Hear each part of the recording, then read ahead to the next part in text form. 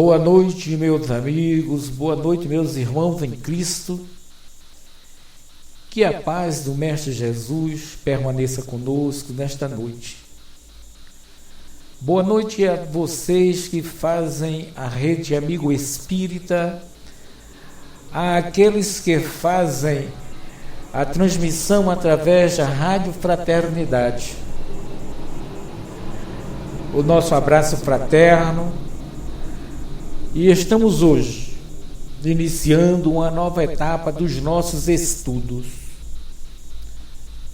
Eu faço questão de frisar estudos, porque na doutrina dos Espíritos não tem professor.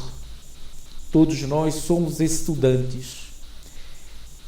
E no estudo em grupo, todos nós devemos participar, perguntar, fazer colocações para enriquecer aquilo que nós estamos estudando. Iniciamos hoje uma nova tarefa, a de estudar a Bíblia. Estudar a Bíblia.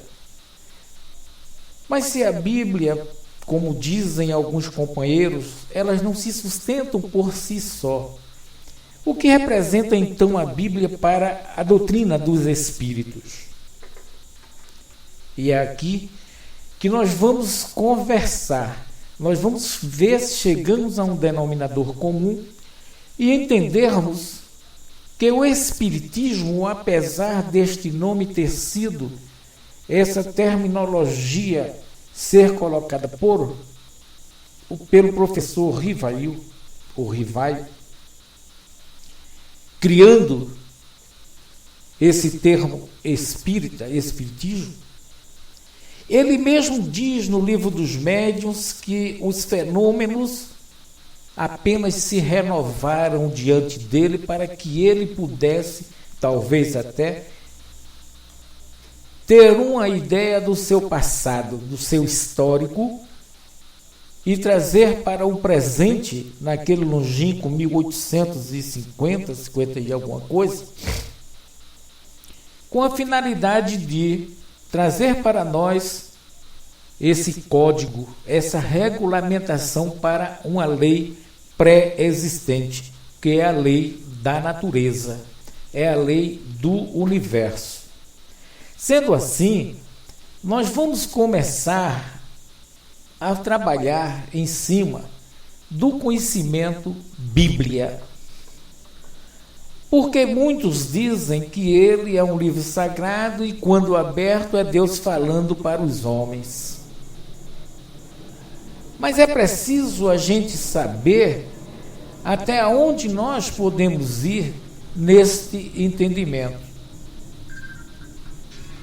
Primeiro, dizemos sempre que Bíblia é um compêndio, é uma biblioteca.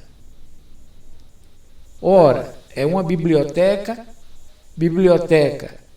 é um local onde são colocados vários livros, e assim realmente é como nós devemos ver a Bíblia. Um livro onde, numa versão, estão 76 livros, escritos, segundo os historiadores, por profetas, que depois viriam a ser conhecidos como médiuns, porque a função era a mesma. Era servir de intermediário entre Deus, entre o Ser Supremo e a humanidade. Então, Bíblia surge de uma planta existente naquela época chamada biblo, e eles faziam com que aquilo ali fosse trabalhado para servir como papel. Então essa palavra vem do grego, tá?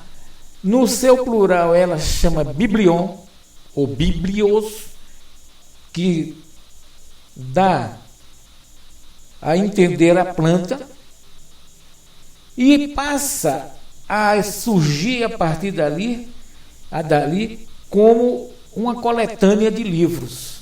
Sim, é uma biblioteca com vários livros psicografados. Mas psicografados naquela época, Juarez, naquela época o ensinamento era passado verbalmente.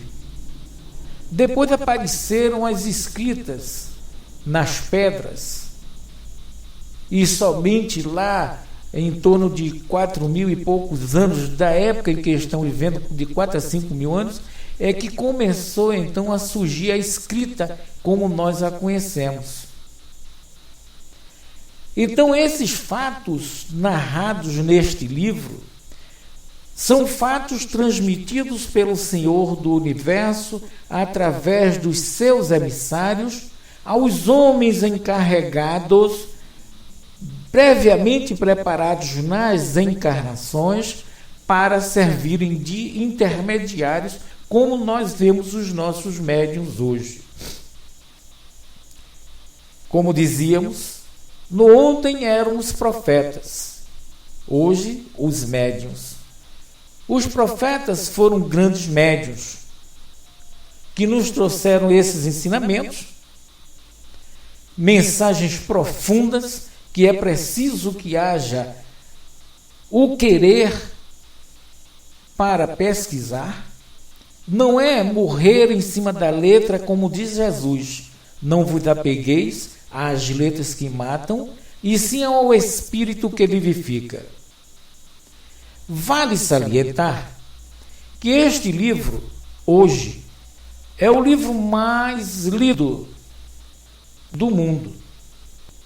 Da mesma forma que dele podemos afirmar que saíram todas as seitas, as religiões e as doutrinas. Porque quem lê 1, 2, 3, 4 vezes e acha que já entendeu, vai se perder. Lembremos-nos do caso de Chico com Emmanuel, quando Emmanuel manda Chico ler o Livro dos Espíritos. Chico lê e diz para Emmanuel que já li, leia novamente, já li, leia novamente. Até que Chico entendeu que deveria ter aquele livro como um livro de cabeceira. No caso da Bíblia, nós vamos ver coisas que o elemento de bom senso não vai poder acreditar. No entanto, é preciso que a gente busque os escritos, os livros complementares, para que haja um entendimento e o porquê de determinadas coisas ali existentes. Isto nós vamos comentar ao longo da nossa conversação. Então a gente vai ver em Gênesis, capítulo 14, versículo 13, quando Abrão, que depois passou a ser Abraão, trata a Deus como Ever, depois veio ser Javer. A partir daí, os grupos étnicos da época começaram a surgir os elementos que seriam os profetas, os que seriam os artífices na arte da construção e de outras coisas. Eram as tribos preparadas só para aqueles atos. Nós vamos observar que depois de todo aquele aparato no Ocidente, no Oriente, os ocidentais dividem a Bíblia em duas grandes partes: a chamada Velho Testamento e o Novo Testamento. Ora, o Velho Testamento se encontra a lei, se encontra realmente aquilo que foi pregado pelos profetas para poder dobrar a dura cerviz do povo, que, bruto, ignorante, eles davam trabalho. Eles sabiam dentro de si Eles tinham a certeza de um ser superior. Mas a superioridade que ele conhecia era os minerais, que eles não tinham como quebrá-los, os vegetais, depois os animais, e em seguida os homens que se sobrepunham aos demais, eram tidos como verdadeiros deuses. Observem o trabalho que tiveram esses profetas para poder implantar na mente daqueles homens a ideia do Deus único. Sendo assim, o livro deve ser lido, pesquisado, observado dentro do conceito dos antigos e dos novos que virão. Portanto, é da leitura, é do entendimento desses dois testamentos, do Novo e o Velho, que foram derivadas as mais diversas religiões, como a Igreja Católica, o protestantismo, que é uma dissidência da Igreja Católica, a ortodoxa, que é da época de Jesus. Houve a divisão ali mesmo, quando João Evangelista parte para o lado da Grécia, e ali ele implanta a igreja, uma igreja totalmente diferente da outra que nós conhecemos, porque naquela igreja o sacerdote casa, naquela igreja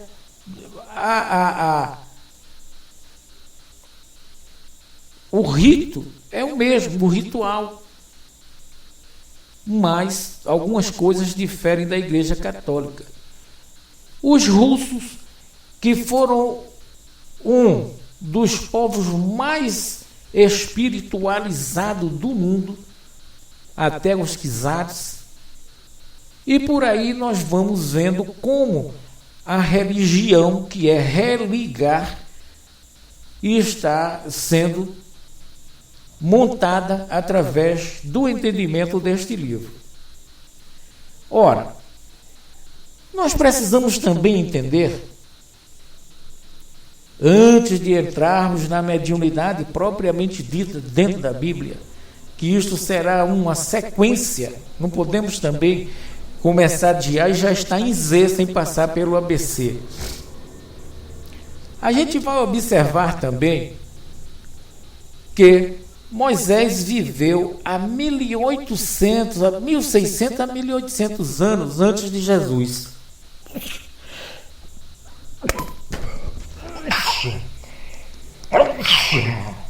Desculpem. Antes de Jesus. Enquanto que a escrita, ela é de 2500 a 3000 anos antes de Jesus. Moisés foi criado no palácio de Faraó, aonde certamente existia tudo o que era o que aparecia de novidade ali, além de ter a seu serviço os sacerdotes, que eram detentores de um conhecimento enorme. Sendo assim, Moisés teve conhecimento, teve em suas mãos todos os escritos do Velho Testamento. Ele teve uma educação em cima daquilo. Logicamente que na época certa, a sua mediunidade aflorou e ele passou a ter esses encontros com os espíritos, e a partir dali ele assumiu a sua missão. Missão esta que ele tomou para si, criando o livro chamado Bíblia, não no seu contexto, como nós conhecemos, que isso aí vem dos anos 300, lá depois de Jesus, a mando de Constantino, mas ele começa a trabalhar para o Novo Testamento, porque ele começa a deixar o seu testemunho, como dizem os Espíritos, que Moisés foi a primeira grande revelação de Deus ao homem, porque mostrava ali, em estado vivo à mediunidade. Moisés trouxe os mandamentos. Mandamentos esses que foram ratificados por Jesus e transformados em 2, mas de uma abrangência tamanha que melhor teria sido que ficasse os 10. Então, como é que nós podemos hoje dizer que a Bíblia não se sustenta por si? Não podemos ser contra este livro.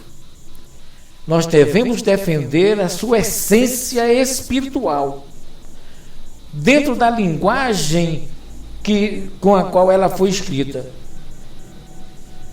Perfeita. Perfeita? Os senhores haverão de perguntar. Porque vamos ver na Bíblia um Deus de arrependimentos, um Deus de exércitos. Mas dizemos aqui no Nordeste que na terra de sapo, de cócoras com ele. Então os profetas tiveram que se acocorar, quer dizer, vivenciar o modo operandi daqueles homens da época, aliando-se a eles, para em seguida começar a implantar a ideia de que tudo aquilo que eles faziam era em virtude dos seus sofrimentos. E, em consequência, esses sofrimentos eram em virtude deles estarem contrário às leis de Deus. Então os profetas começaram a apresentar àqueles homens um Deus que já se arrependera de ter criado o homem na terra, porque o homem estava insubordinado. E os homens temerosos passaram a temer a Deus. Quando havia qualquer catástrofe natural, os profetas de imediato diziam que aquilo era a obra de Deus em virtude da desobediência. E aos poucos eles foram trabalhando aquela dura cerviz, aquele duro coração, trazendo-os para o lado da visão do Deus único. O Deus que abraça simbolicamente a Israel e dizendo que é o seu povo. Porque, na verdade, todos nós somos filhos. Se ele é pai, que pode ser mãe, somos criaturas, como diz a Gênese, desse Deus único. Então é por aí que a gente vai ver que na língua original, no hebraico, vai ocorrer algumas modificações. Agora, dizem os homens que se acham profundos conhecedores que a Bíblia não tem nada a ver com o Espiritismo. E nós estamos tentando trazer para esta sala, para o nosso conhecimento, alguns desses conhecimentos, alguns desses fatos. Porque quem fala desse jeito não observa os fenômenos mediúnicos existentes na Bíblia. Pode ser por ignorância, pode ser por preconceito, mas, queiram eles ou não, os fenômenos ali estão. E nós espíritas, ao ouvirmos alguém falar esta aberração, é mais forte, é mais duro. Porque o codificador, além de falar nos livros da codificação a respeito disso, ele fala na Revista Espírita de 1859, quando ele faz referência e aplaude, elogia os pais da igreja por terem mantido acesa a chama desta ideia, desta verdade. Isto nós vamos ver do Gênesis ao Apocalipse. Nós vamos ver fatos sobrenaturais.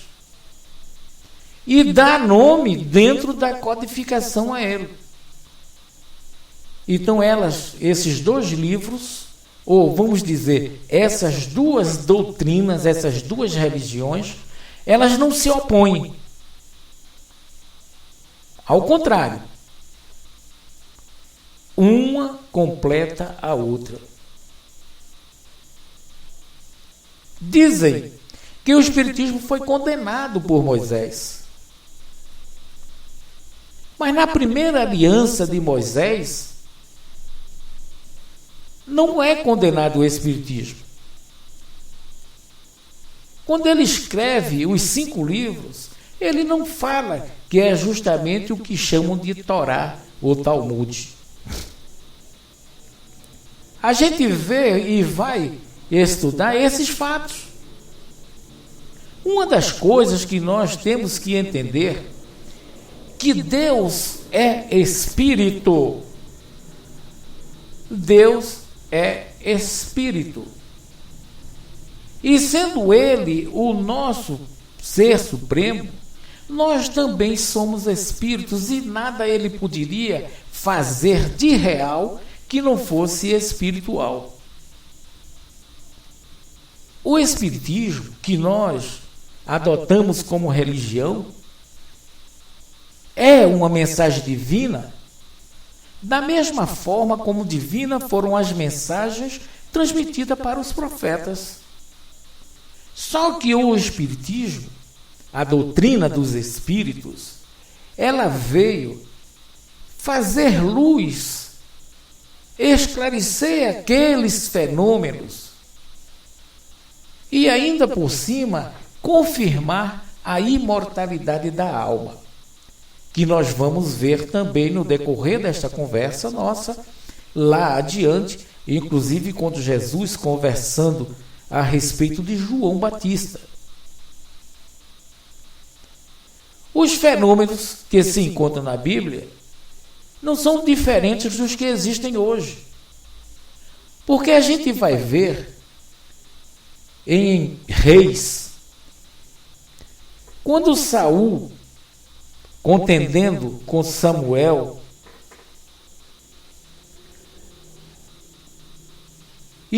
aliás, Samuel já havia falecido e Saul brigando com inveja de Davi, é dito que é um espírito maligno da parte do Senhor.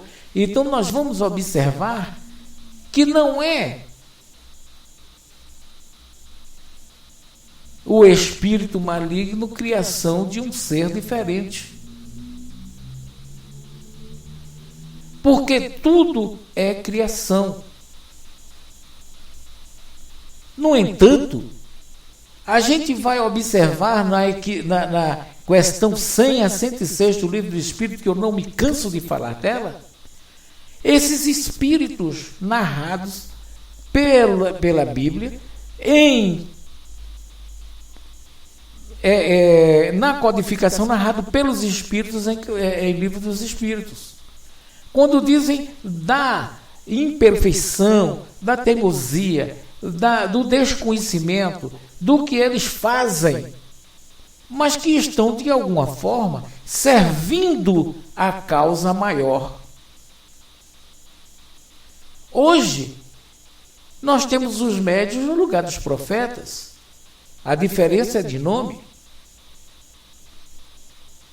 A mensagem continua chegando, justamente para alertar a humanidade da existência desse ser supremo e mais da vida após a morte. Nós vamos lá na frente observar quando Jacó, cansado, deita-se para descansar e diz que vê uma escada ligando o céu à terra. Então vocês que estudam a doutrina dos Espíritos vão ver que muitos dos senhores passa por este comportamento. Ao entrar em êxtase, se desdobram, como há o desdobramento através do sono, e há esta ligação com os espíritos desencarnados. E quanto mais o homem está desligado da matéria, cônscio das suas obrigações a cumprir, mas ele se encontra apto a entrar em ligação com esses espíritos. E Jacó diz que não sabia se aqueles homens eram corpos terrenos ou celestes. Por que homens? A doutrina nos explica que os espíritos se apresentam como tais porque é assim que eles viveram nesta dimensão e é assim que nós vamos reconhecê-los. Por que fala Jacó do corpo terreno? A doutrina nos diz que como homens nós temos a matéria que faz parte desse vínculo com a natureza, o corpo animal, que somos espíritos e perispírito, palavra esta dada já pelo codificador, que Paulo de Tarso chama de corpo incorruptível, e aquele ser chama de corpo celeste. E essa escada, será que ele viu realmente uma escada? Sim, porque não havia, e como hoje não há palavras que definam na realidade o que existe no plano espiritual. Então, os espíritos, eles fazem com que as coisas se aproximem do nosso entendimento para que possamos transmitir com perfeição. O que podemos admitir como essa escada? Justamente os degraus da evolução que cada um de nós temos que galgar. Até mesmo dentro do campo mediúnico. Porque quanto mais exercitarmos a nossa mediunidade, mais vamos aprimorando-a e vamos absorvendo novos ideais. No final, nós vamos observar que ali estava uma mediunidade de evidência, ou, no pior das hipóteses, de desdobramento. Então a gente vai ver que o vidente era sempre aquele elemento a ser interrogado quando queria se consultar a Deus, através de um espírito. E quando ele falava dando a resposta, era tido como o emissário de Deus. Qual é a diferença do ontem para o hoje? Aí vamos lá em Levítico, quando nos é dito que aquilo que é já foi e aquilo que foi será. Então o presente, que nós achamos que é algo novo, não sei o quê, é simplesmente todo o somatório de nossas existências passadas. E isso nós dizemos, que somos somatórios de existências passadas.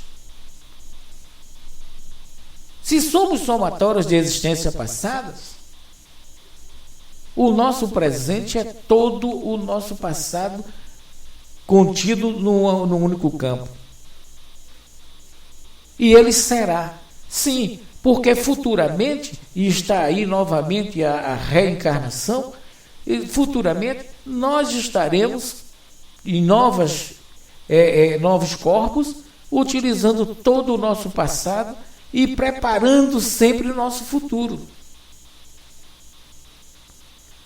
Então, nós vamos ver tão marcante essa palavra profeta naquele livro, como nós vemos médios nos livros da codificação. Em Êxodo, capítulo 7, versículo 1 e 2, é dito a Moisés, o Senhor diz a Moisés: vê, vou fazer de ti um Deus para o faraó, e teu irmão Arão será teu profeta. Quer dizer, ele coloca Moisés acima do seu irmão Arão, sendo o Arão o porta-voz, o médium.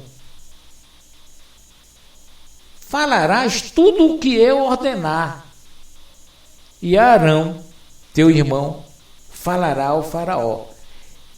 Seria assim: eu quero que seja feito desta forma, assim, assim, assim. Ele, como não tinha palavras para enfrentar o faraó, o Senhor encontrou em Arão o porta-voz, o médium intermediário, justamente para fazer com que o seu povo fosse libertado. Isto porque, anteriormente, em Êxodo capítulo 4, versículo 10, ele diz ao Senhor, olha só, ele falando com o Senhor, quando nós sabemos que quando ele vira aquela chama ardente no alto do monte, ele se aproxima dela, uma chama que nunca se acabava e nem extinguia a sarça que ela estava contida. Ali sim estava um espírito. E diz o livro dos Espíritos: nós não temos a forma que tu queres, mas somos como uma centelha. Olha a comprovação do que está lá. Eu sou um anjo do Senhor. Ele não diz que é o Senhor. E Moisés, quando recebe aquelas ordens, está lá em Êxodo 4, versículo 10, que ele diz: Senhor, eu não tenho o dom da palavra. A minha boca e língua são pesadas, isso aí. Aí o Senhor diz: te darei o teu irmão Arão como intermediário, e tudo o que tu quiseres, passa para ele, e ele passará a ser o teu intermediário. Então a gente vai começar a entender que Deus tem sempre alguém anteriormente preparado para ser o transmissor das suas mensagens. Vêm os espíritos desencarnados da alta estirpe com mensagens lindíssimas, envolventes, e a partir dali o intermediário repassa, podendo também vir os espíritos ainda em sofrimento, ou suposto sofrimento, porque é mais moral, e o médium repassa para que o outro médium, que é o elemento que intermedia aquela conversa, possa orientá-lo.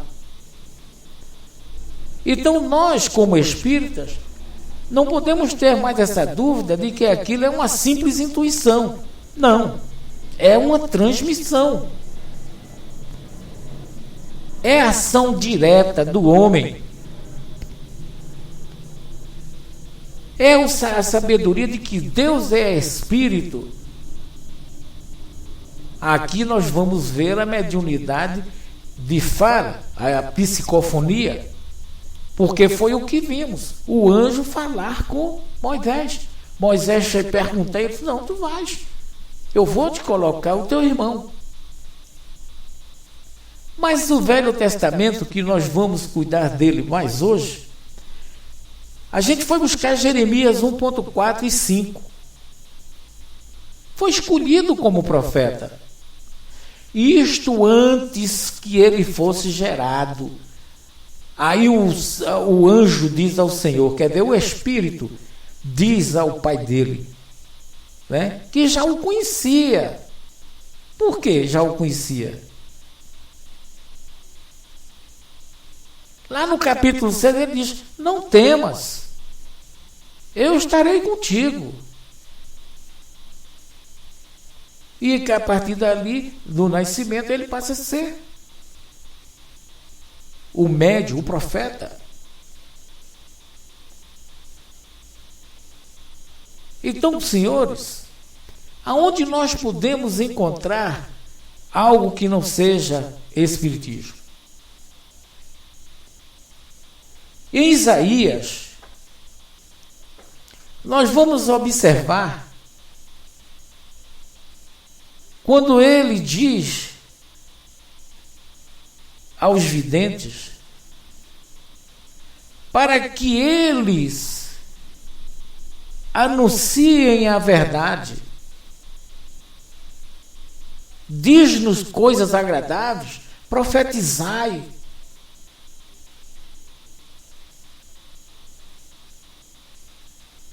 Samuel é tido como um vidente. Mas a gente vai ver a proibição num desses livros do Pentateuco, e o próprio rei, ele temeroso de sair para uma guerra, ele procura uma vidente. E a vidente, ao chegar diante do rei, diz: tu mesmo proibiste, tu queres me colocar em armadilha?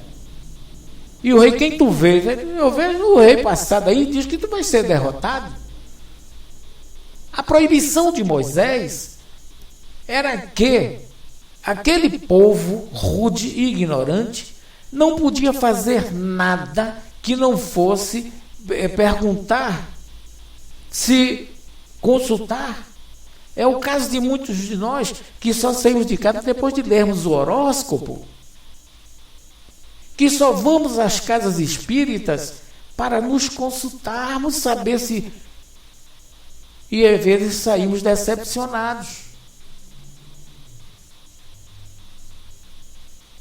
Então nós vemos em Crônicas, em Isaías, nós vamos ver o emprego de uma palavra que é difícil você observar porque ela é pequena. Você vai em busca de coisas maiores quando esquece as pequenas. No texto original, no hebraico da Bíblia, fala muito nesse termo, tchozé, que é vidente. Portanto, nós vamos ver também em Miqueias: serão confundidos os videntes e envergonhados os adivinhos. Por quê? Porque faziam mau uso daquele dom maravilhoso que muitos de nós estamos trazendo, esquecendo-nos do dai de graça o que de graça recebeste. Ezequiel: estenderei minhas mãos contra esses profetas de visões inéptas e de oráculos enganadores. A codificação fala-nos. O livro dos médios que nós estudamos às terças à tarde, ele está repleto de ensinamentos, de orientações para os médios não caírem nessas vibrações inferiores e serem intérpretes de espíritos brincalhões. Tomar cuidado os que são coordenadores de casas de salas contra essas mensagens que nada trazem. E Jesus diz que se levantarão falsos cristos e falsos profetas. Nós vamos ver os oráculos que eram orais, como dizíamos inicialmente, era psicofonia. Nós começamos a ver em Samuel 1, Reis, Amós, Zacarias, que não vamos enumerar, porque senão não terminaríamos a conversa de hoje. Ora, o profeta, ele não dá a mensagem de si. São palavras divinas transmitidas pelos seus arautos. Observemos que nem sempre essas mensagens falam do futuro, ela fala do presente para que nós alertemos, acordemos para vivenciar. Vejam que no Pentecostes é dito que línguas de fogo desciam sobre os profetas. Basta observar o que dizem os Espíritos no livro dos Espíritos. Não temos a forma que queres. Somos como uma centelha. E ali estavam as línguas de fogo caindo sobre os profetas. Nós vamos também analisar João batizando a Jesus. Eu o batizo em água, mas ele batizará em fogo. Porque ele conhecia ali a encarnação do Cristo. E sabia que o Cristo estaria derramado sobre toda a humanidade.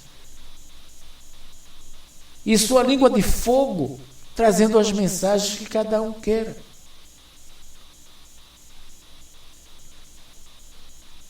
Nós vamos ver aqui no Brasil Chico, Divaldo, Ivone, Filomeno e outros, que traziam as mensagens inspirados pelos espíritos que os acompanhavam.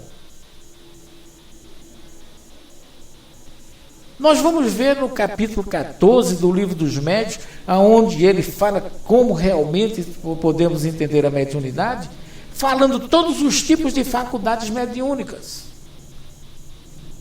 E essas faculdades estão realmente conosco, faltando-nos apenas o reconhecimento.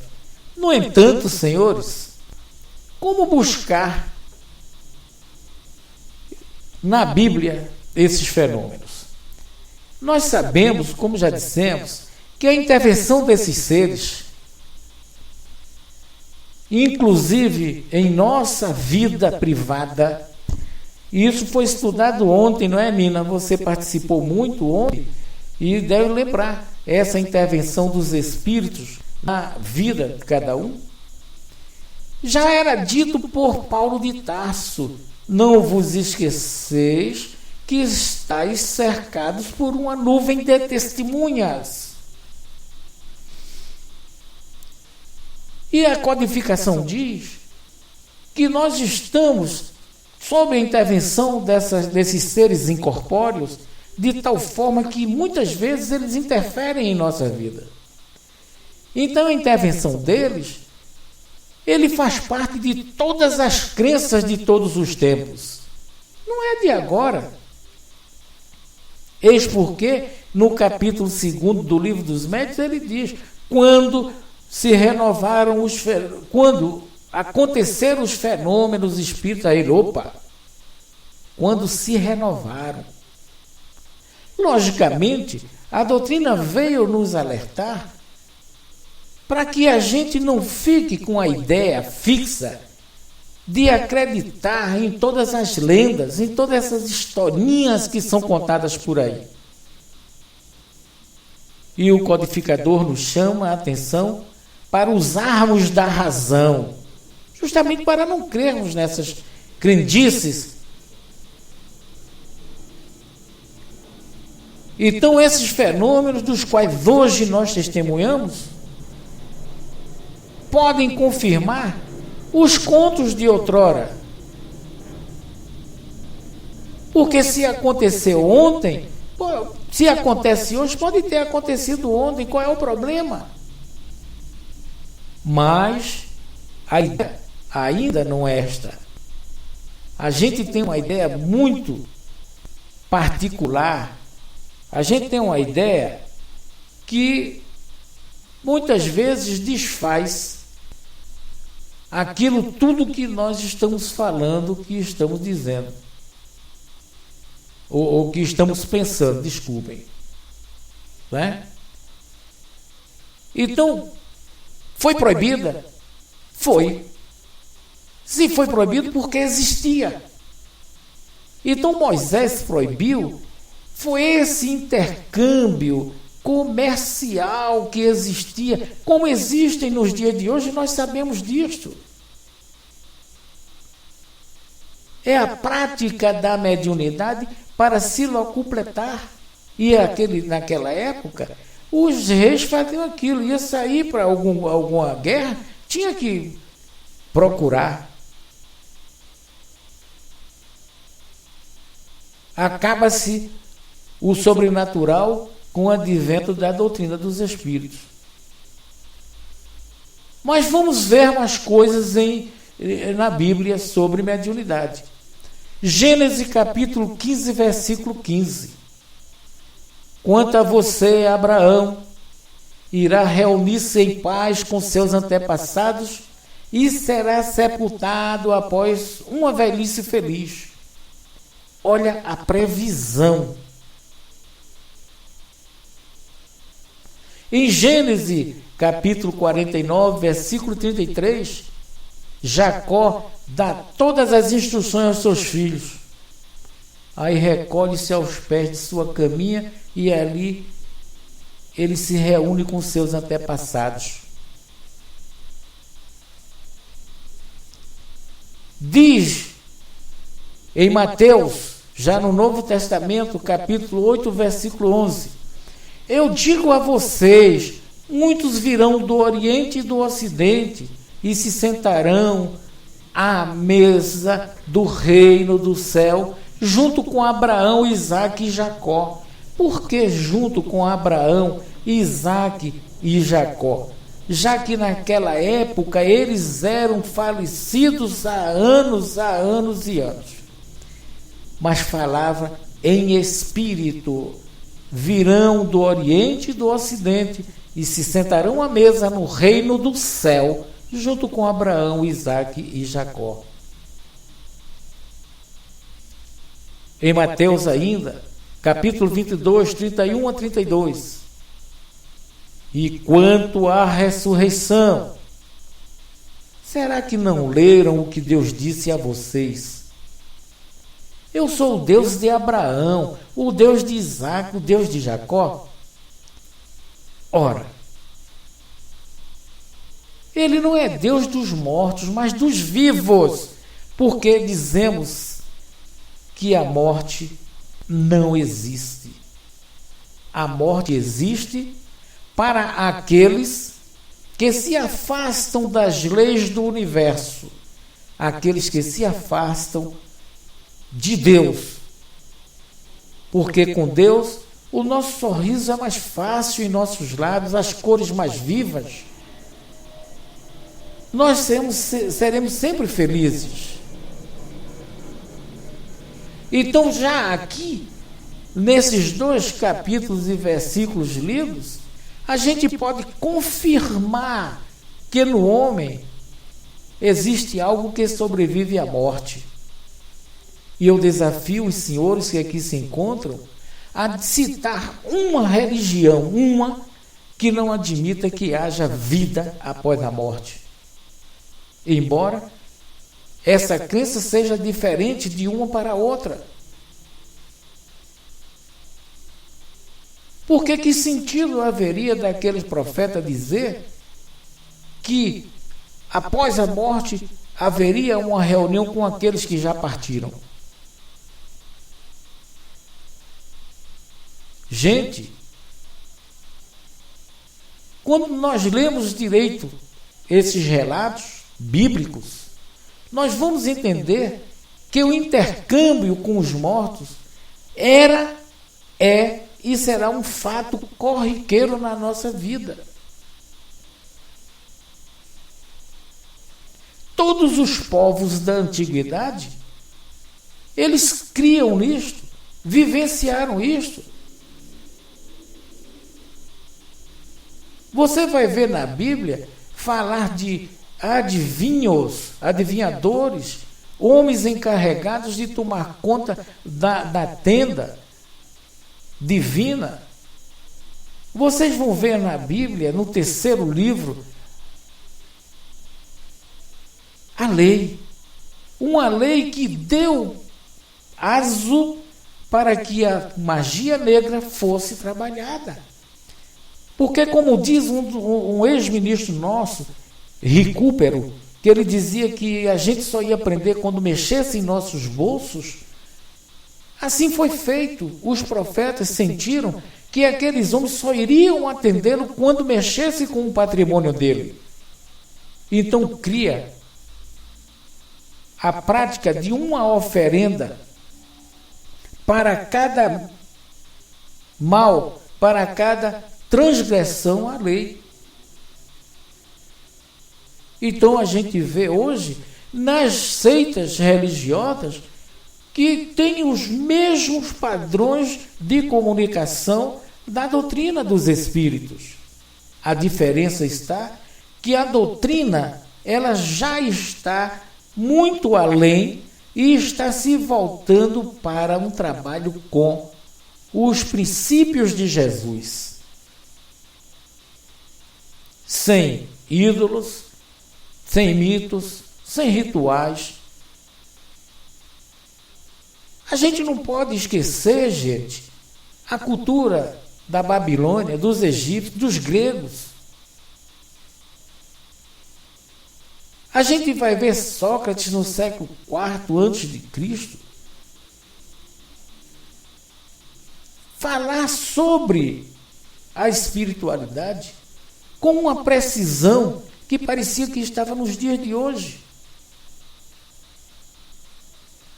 Então, Moisés proíbe a evocação dos mortos com esses fins. Da mesma forma como a codificação foi entregue naqueles longínquos 1800, porque era comum no mundo as brincadeiras com esse dom mediúnico, sem saber o que faziam.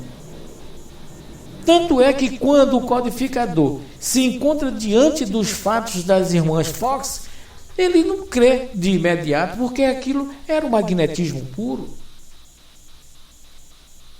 Aí fala de necromancia.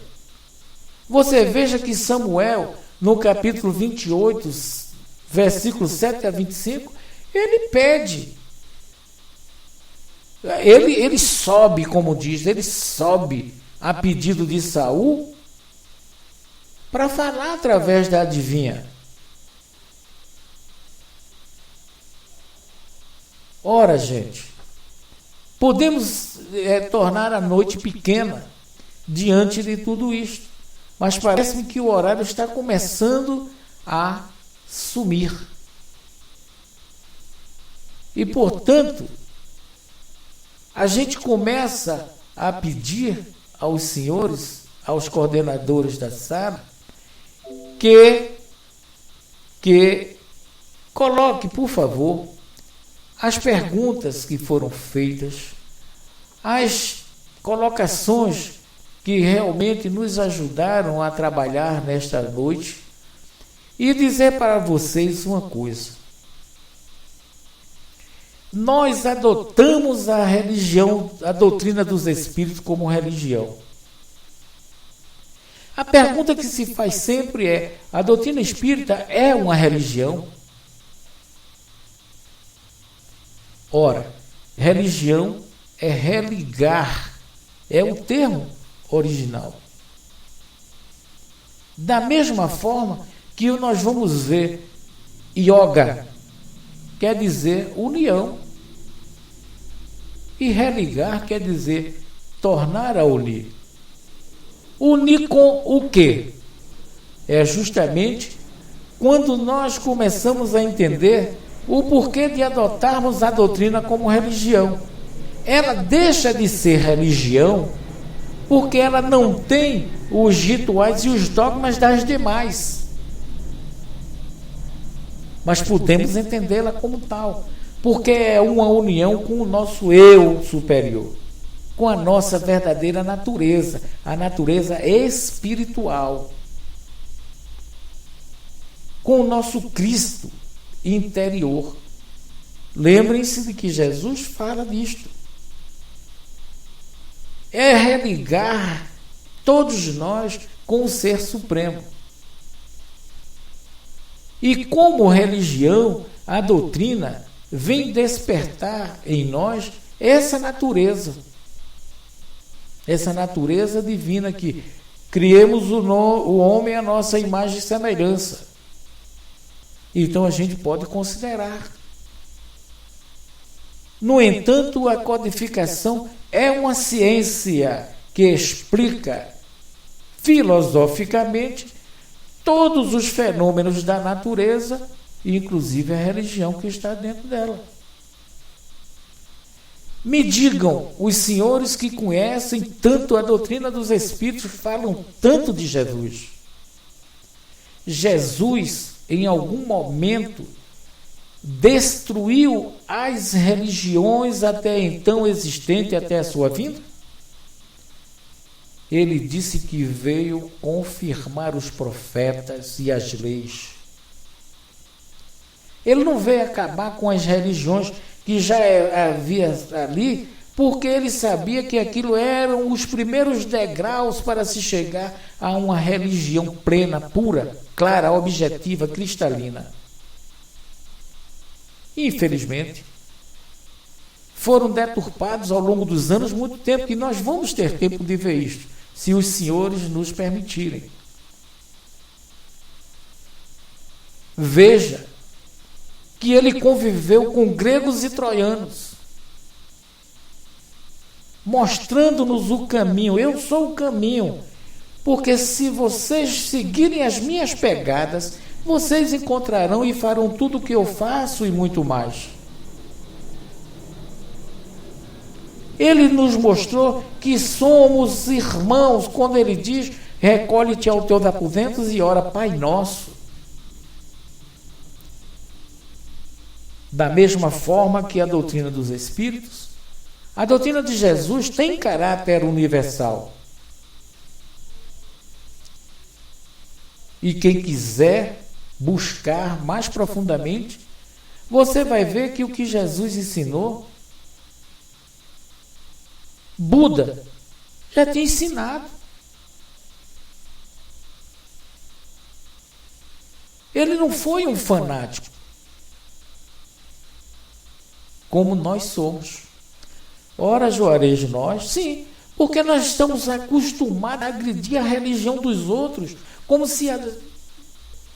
Gente, a religião é aquilo que dela fizeram os seus adeptos, os seus seguidores. O que Jesus trouxe, naquela época que ele não podia se abrir, dizer mais coisas, ele diz: eu preciso enviar outro Consolador, pedir ao Pai que vos envie outro Consolador para dizer o que não posso dizer agora. E vem ele à frente de toda uma falange de espíritos, trazendo a regulamentação para todos os fatos até então existentes. O Espiritismo,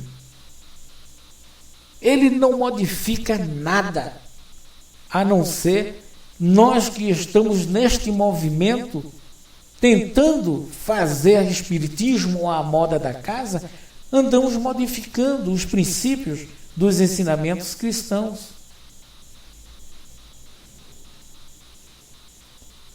O Espiritismo está com toda a força, com todo o poder dentro do Ocidente, porque é um setor que é influenciado pelos ensinamentos cristãos.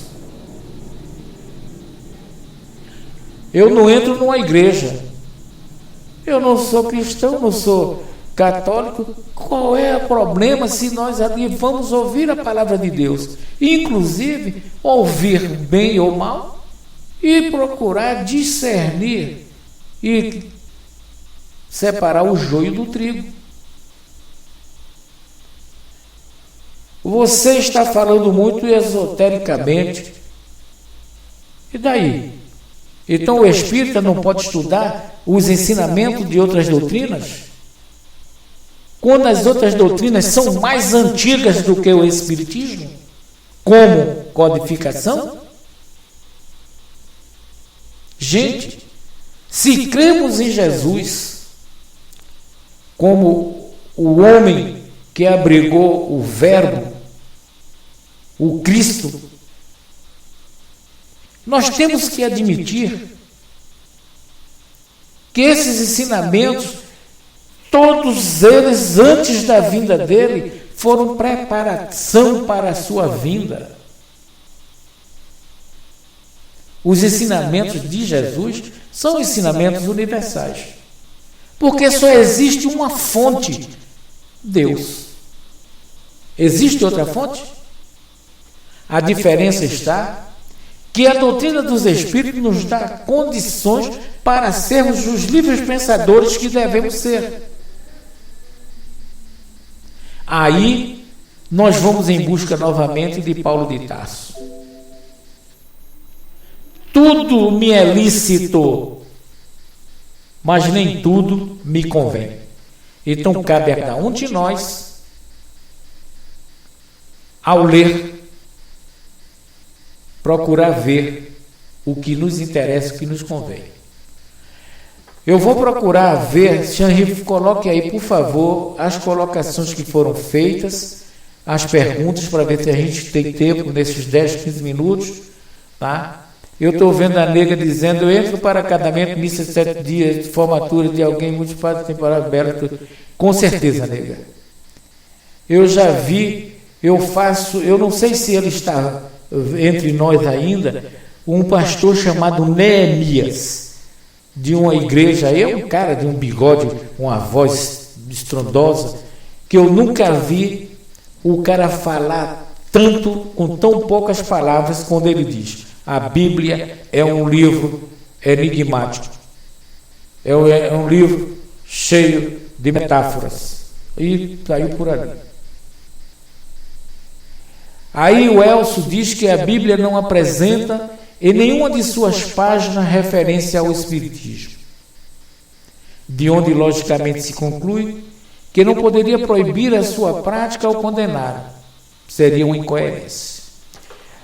Então, Elcio, infelizmente, passamos 1 hora falando, conversando, dando fontes de referências para nada. Me desculpe, porque em todo o período que nós estivemos aqui, nós estivemos mostrando os fenômenos espíritas dentro da Bíblia. Todo o tempo falando dos fenômenos espíritas dentro da Bíblia. E dando nome aos bois. Da vidência, do desdobramento. Sim, acima quando, Elcio? Deixa-me ver. Eu falei para ele, a Bíblia não apresenta em nenhuma de suas páginas referência ao Espiritismo, de onde, logicamente, se conclui que não poderia proibir a sua prática ou condená-la. Eu li acima. No entanto, se houve a segunda citação, deixe-me ver, por favor, deixe-me ver.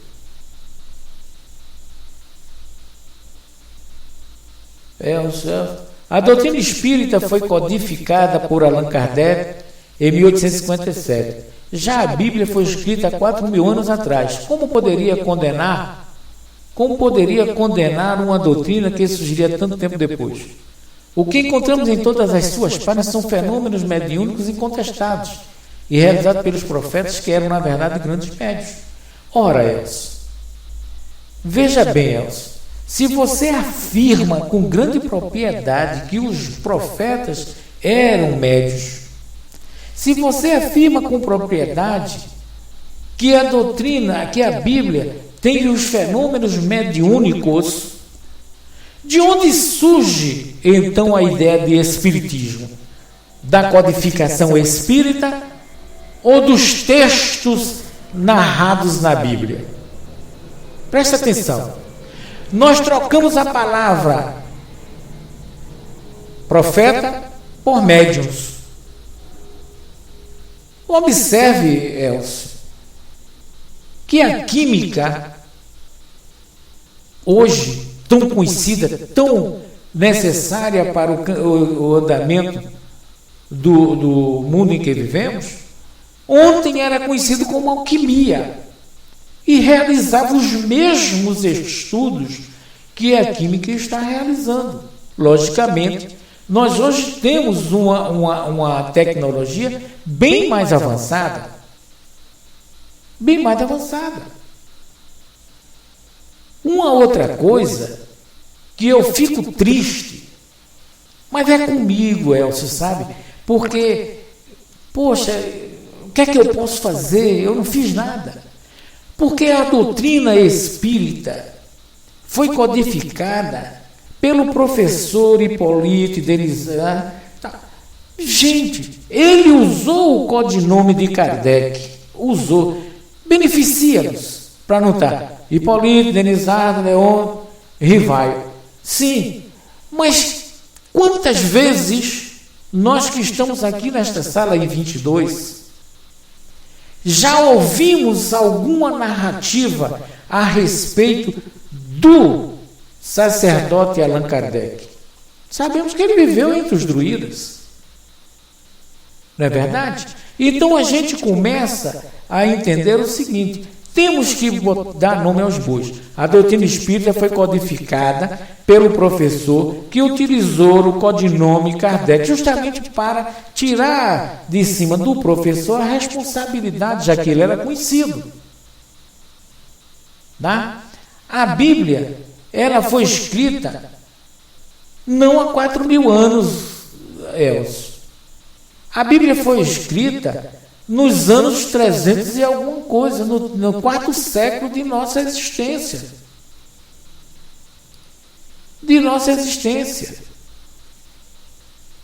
A não ser que você queira se referir aos textos narrados por Moisés. Moisés viveu há 1.800 anos antes, então forma 4.000 anos. Tá? Mas a Bíblia, ela foi montada no século IV por Jerônimo, monge da igreja, a mandado de Constantino. Justamente, Arnaldo, isso aí, e tem mais, tinha a tribo que dava os profetas para essas coisas, tá? Então, a gente fala, Tico, que o inaugurador do espiritismo prático foi Jesus. Muito bem. Porque Jesus, ele demonstrou que podíamos curar em nome de Deus. Tudo o que pedires ao Pai em meu nome, ele te concederá. No entanto, Tico, e onde está aquela saída do profeta quando o Senhor prometeu acabar com tudo, arrependido, mas viu num só homem e por ele começou a dizer: eu vou tirar 50, vou ver, se eu encontrar mais um, tiro mais tanto. Quando ele chega na casa da viúva e o seu filho, um parente seu havia morrido, ele deita-se em cima dele, quer dizer, numa transmutação energética tamanha que o traz de volta.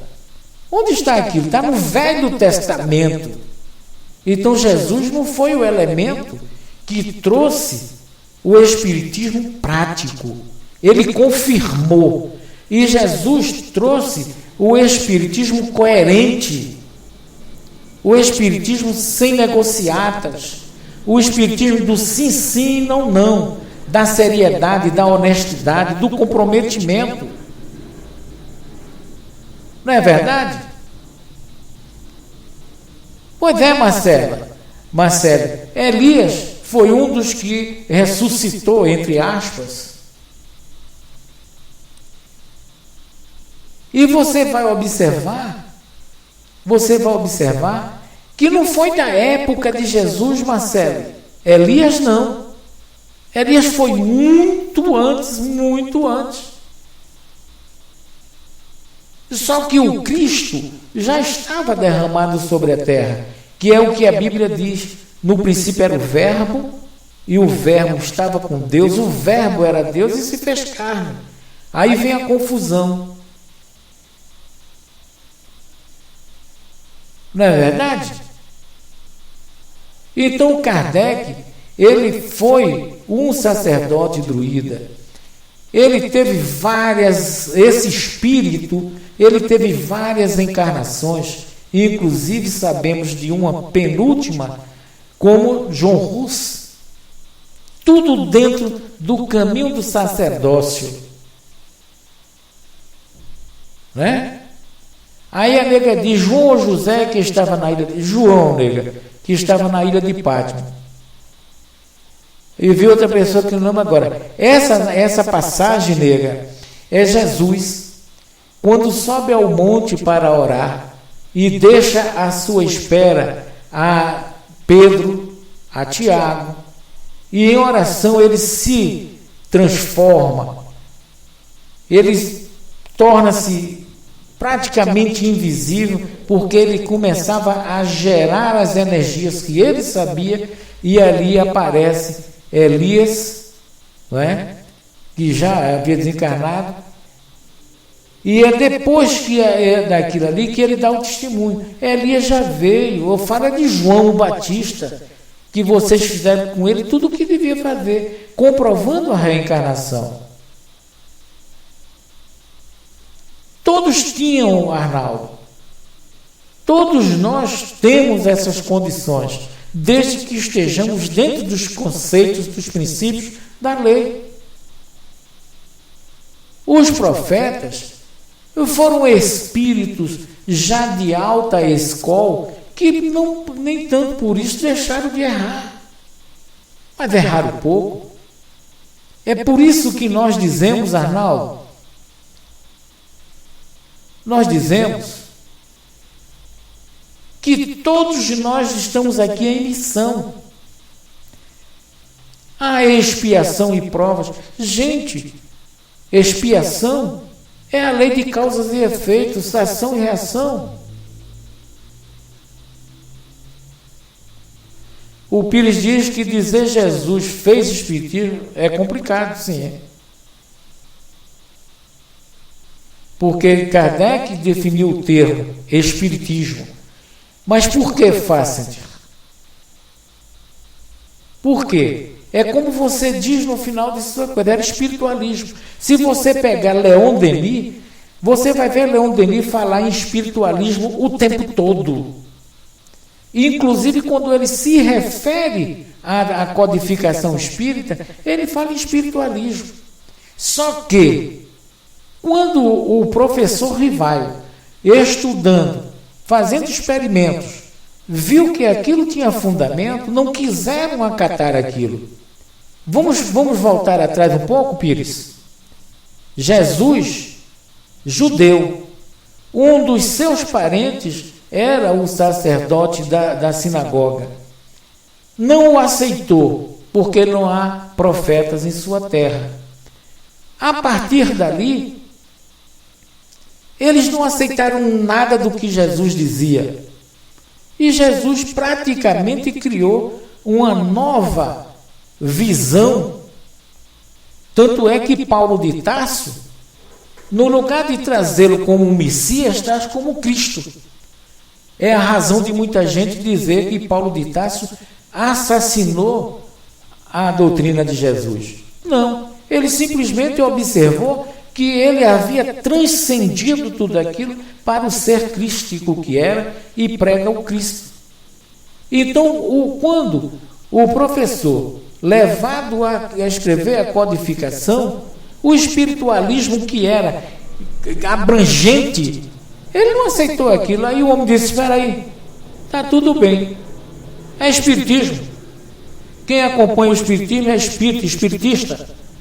Mas só que ele, Pires, no livro dos Espíritos, ele diz uma coisa na introdução, que ele diz, este livro, apesar de falar das coisas espíritas, não deixa de ser uma das... não deixa de ser espiritualista. Tanto é que diz lá, livro dos Espíritos ou espiritualista. Não, Tico. Ele não prometeu aos 12 apóstolos. Não. Ele prometeu à humanidade. Ele prometeu à humanidade. Ele disse, Não vos deixarei órfãos. É preciso que eu parta para pedir ao Pai que vos envie outro Consolador para vos dizer o que eu não posso dizer agora. Aí diz assim, eu derramarei do meu Espírito. Aí falava o homem a respeito do Espírito que eu habitava. Eu derramarei do meu Espírito sobre toda a humanidade. Então, a revelação ao codificador é apenas a falange de espíritos sob a orientação do Cristo para que ele pudesse racionalmente escrever aquilo. E não se engane que foi espírito, todos eles de alta escola, não. Não foi espírito de alta escola, não. Porque muitas coisas ele teve que jogar fora. Outras ele teve que perguntar 1, 2, 3, 4 vezes. Não é verdade? E Arnaldo diz que quando o codificador trabalha na semântica dessas palavras, ele o faz para diferenciar uma coisa da outra para que possamos entender melhor espiritismo e espiritualismo. Mas, Arnaldo, é quando a gente pergunta, havia necessidade dele criar esta palavra? Se não fosse a intransigência daqueles que detinham o poder espiritualista? O codificador Arnaldo fez o que um carnavalesco no Rio de Janeiro fez. Ia desfilar com um carro sobre o Apocalipse, proibido pelo judaísmo. Ele fechou o carro todo de preto, com alguns entes ali aparecendo às escondidas, e colocou: um povo que não conhece o seu passado não merece um futuro. Deu um tapa sem mão. Era melhor que deixasse o carro desfilar como é. Tico, ele falava, sabe, Tico? Ele tinha uns médios, né? Que nem sempre eram médios perfeitos. E ali ele trabalhou com todos os tipos de espíritos, até para poder entender os espíritos inferiores. Não é isso? Quem estava com quem? Com Kardec? Ou com Jesus, com Cristo. Com Cristo estavam os desencarnados, aqueles que com ele conviveram. Não é isso? Eu acho que por hoje, Arnaldo, está de bom tamanho, já estamos passando 10 minutos, eu creio, né, do horário, e nós temos alguma coisa a mais. É o compromisso da Rosângela, né? Do mau lavrador, do bom samaritano, qual delas, que diz o quê? Eu não estou te entendendo, Tico. Para a gente encerrar, me faz te entender aí. Bom, a verdade, negão, é que nós demos o pontapé inicial, mostrando, pelo menos em Gênesis, a mediunidade dentro da Bíblia. Ou pelo menos os fenômenos mediúnicos dentro da Bíblia. Porque, como foi dito já agora no final, quem cria a palavra mediunidade é o codificador. No entanto, ele cria por estudar os fenômenos pré-existentes. Veja que coisa. O codificador, para criar a codificação, ele teve que estudar os fenômenos espirituais já existentes desde os primórdios dos tempos. E agora? Não foi uma afirmação, tio. Não foi parábola, não. Não foi parábola, foi conversa dele para com o povo, que clamava: por que dizes que tens que partir, Senhor? Por que dizes que tem que partir? Como dizer, fica conosco mais algum tempo? E ele dizia assim: eu vim para os meus, como João veio. o Elias, não entenderam, fizeram com ele. Sim, confirmatória. Tá aí, Tico, parabéns. Parabéns. Porque, olha, gente, as parábolas foram utilizadas para esconder a verdade daqueles que não tinham olhos de ver e ouvidos de ouvir. Eu creio até que aquelas parábolas não foram de Jesus. Eu já tive a oportunidade de conversar com o pessoal e dizer a ele o seguinte: a gente tem que aplaudir a um cidadão que era monge da Igreja Católica reinante na época, chamado Jerônimo. Porque ele criou, copilou a Bíblia contra a sua vontade. Sim, Tina, quem escreveu a Bíblia. Tá? Ele escreveu muita coisa ali contra a sua vontade, ou escrevia ou morria, ou pela igreja ou pelo o imperador. Com certeza, nega. Nega, eu faço novamente na sala a pergunta que eu já fiz em outras. Me mostre uma coisa escrita por Jesus. E agora, tudo isto que está escrito foram homens ungidos pelo Senhor. Aí você vai dizer, como assim? Você, Tina, que traz consigo uma ferramenta maravilhosa chamada mediunidade. Agora, qual é o uso que você vai fazer dela? Vem a proibição de Moisés, pelo mau uso. Pelo mau uso. Tá? E Simplício, essa comparação sua é que é profunda, muito profunda. Porque a vida é idêntica. Né? A vida é idêntica. Nada escreveu, mas defendeu muita coisa. Não é isso? Então, nós vamos passar para Xanri. Eu quero agradecer a vocês mais uma vez essa contribuição. Foi muito gostoso estar com vocês, porque vocês participaram ativamente. Um abraço a Portugal Latino e da Xanri até a você, Latino, a minha amiga Rô, um abraço, tudo de bom e paz no coração de todos, é o que nós estamos precisando neste mundo. Até quarta.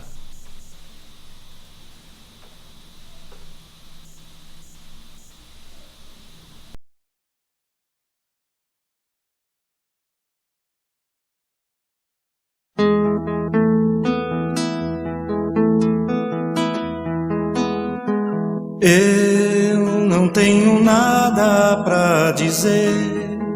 Você parece num momento até saber tudo que eu estou sentindo. E veja através dos olhos meus a emoção que sinto em estar aqui. Quero estar assim pra sempre. Amigos para sempre é o que